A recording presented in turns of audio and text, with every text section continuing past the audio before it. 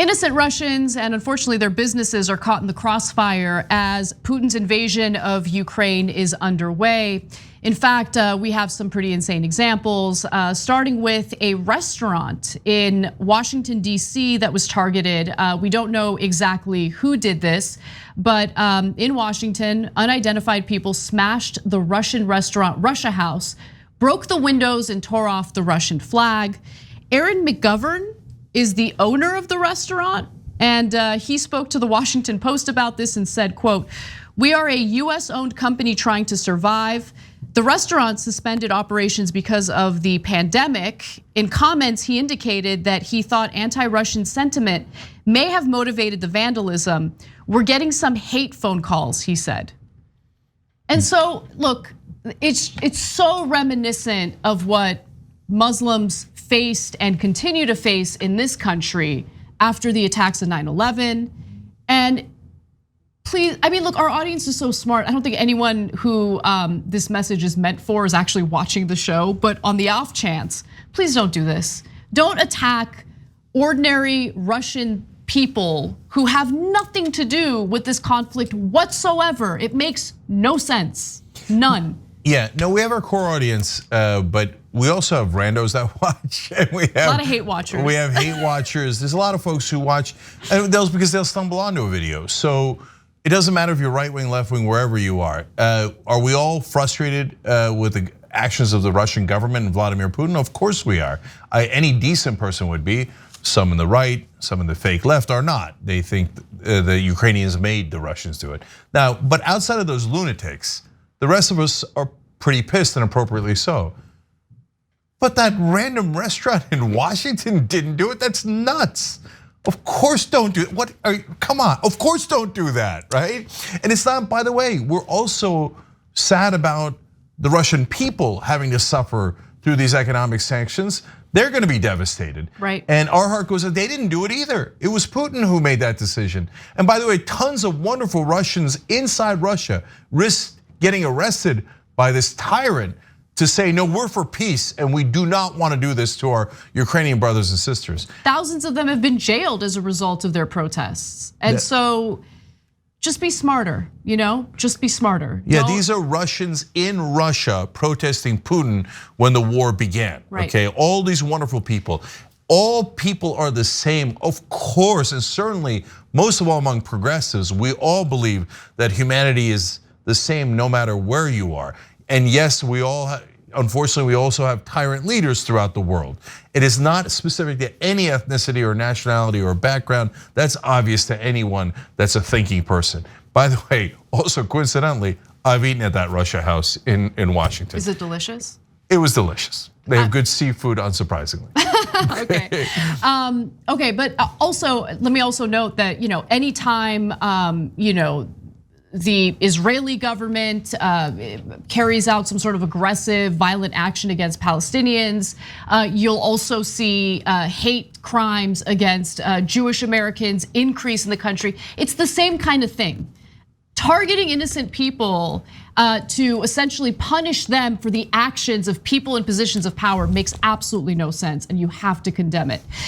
Also, in other related news, apparently there is some sort of vodka boycott underway, but there's a huge problem with the vodka boycott, okay? I'll tell you what it is. First, let's take a look at this fun tweet. It's from Fox News featuring a jovial gentleman who's really taking a stand here. Vodka rebellion, bars, liquor stores in US and Canada say no to Russia's famous export. The only problem is Russia's famous export is actually not that famous. Russia doesn't really export much vodka to the United States. So these moves are largely symbolic and may even miss their intended target, as very few brands imported to the United States still produce the liquor in Russia. Many of the top selling vodka brands that trace their origins to Russia are actually now distilled in multiple countries, including the United States. Yeah. So we might be targeting ourselves. And look, I just want to say, like, these are people who want to do something. So this boycott comes from a good place. It's just you want to do a little bit of research before you carry out the boycott, right? Some bar owners are protesting the invasion by dumping out Stoli vodka. Problem is, it's only Russian by name, which is loosely translated as capital city due to its origins in Moscow. The vodka is actually made in Latvia, and the country's headquarters in Luxembourg, a member of NATO, which has spoken against the Russian invasion. Smirnoff is another brand being confused as being Russian, although it traces its heritage to the 19th century Russia. The company has long been owned by British spirits giant Diageo and is manufactured in Illinois. Oops. So you're pouring out vodka manufactured in Illinois. I was thrilled to read that because I was like, hey, we're manufacturing things in America. Okay, yay. Less than 1% of vodka consumed in the United States is actually produced in Russia. And the brands include Green Mark and Russian Standard. So if you're trying to take a stand, first off, look, maybe you're doing it to feel good. Cool, I'm fine with that. Those are the brands to target, I guess. But look, individual actions like that, I would argue, don't have much of an impact, right? But if you feel good about it and that's what you want to do, go for it. I'm here for it. So we always give credit where credit is due. So one of the few governors who got it right was actually a Republican governor in Ohio, Mike DeWine, and he only banned Russian Standard because that's the main Russian vodka in America. He didn't ban any of the other ones, including ones manufactured in his home state. Okay, so that is the correct and logical thing to do. Guys, look, there's two different problems when you go in this individual, wrong, hateful, or violent or physical direction, right? Basically, vigilante justice, especially when it comes to the physical things like throwing the rock through the window of the restaurant.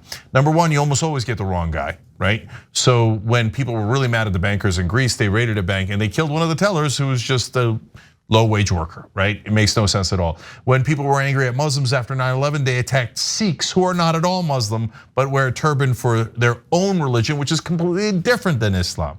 So they get the wrong guy almost all the time, right? Second of all, who cares if you got the right guy? You shouldn't get the right guy either, right?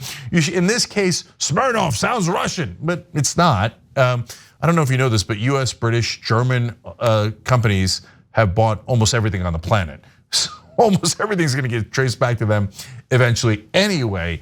And if you had hit a Russian, that person didn't authorize the war. And by the way, a lot of times they escaped oppression in their home country and hate Putin more than anybody else does. And it's certainly true of Muslims that are here. They escape oppression in a lot of Muslim countries and love America.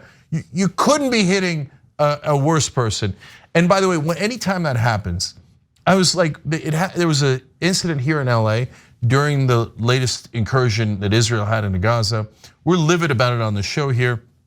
Then some jackass went to a restaurant around here and said, are there any Jews here? Because they were looking to attack them. And I so wished I had been at that restaurant. I would have gotten up and said, yeah, I'm Jewish, what are you gonna do about it? And I would encourage all of you, whenever anyone is attacked, you are them, okay? Stand up for people. Yes. Yeah. Fight for someone you don't know. So today we're all Ukrainians because of what Putin has done to Ukraine. But at the end of the day, we're all humans. And so we also, our hearts go out to the innocent Russians, whether they live here or in Russia itself. And there's one other action that's being taken. And to be honest, Cenk, I didn't really think this made much sense, but you might change my mind on it. So it has to do with Russian athletes. So the IOC Executive Board recommends the international sports federations and sports event organizers not invite or allow the participation of Russian and Belarusian athletes and officials in international competitions. The Olympic Games, the Paralympic Games, World Championships, and World Cups are among the international sporting events the IOC is recommending Russian and Belarusian athletes be removed from. No, that one is super important. Yeah, so they're making the recommendation. The IOC doesn't have the power to do this unilaterally, so they're making the recommendation to see what happens. I was like, why punish Russian athletes for what the government is doing? But you made a really good point about South Africa when it was an apartheid state. Yeah, so look guys, it's not about punishing the athletes. And the Olympics just ended, but World Cup is everything. to the whole world and to Russia in specific. And so if they got banned from the World Cup, if it lasted that long, and they're already banned, well, action has begun. The Russian flag was taken down at a qualifying event. They did not allow them to sing the national anthem, but they did allow them to play. Now, if they actually get banned from all World Cup qualifying and they can't go to the World Cup, the Russian people are going to be devastated and furious at their leaders. And so there's historical example for this. When there was a movement against apartheid in South Africa, a huge part of it was that they were not allowed to compete in international rugby, and it drove South Africans crazy that they couldn't do that. You don't have to think that it's rational. You just have to know that it exists.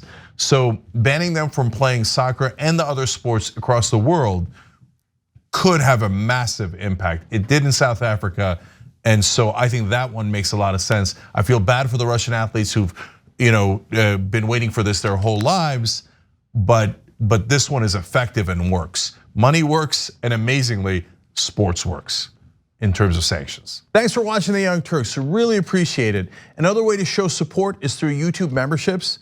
You'll get to interact with us more. There's live chat emojis, badges. You've got emojis of me, Anna, John, JR, so those are super fun. But you also get playback of our exclusive member-only shows and specials right after they air. So all of that, all you gotta do is click that join button right underneath the video. Thank you.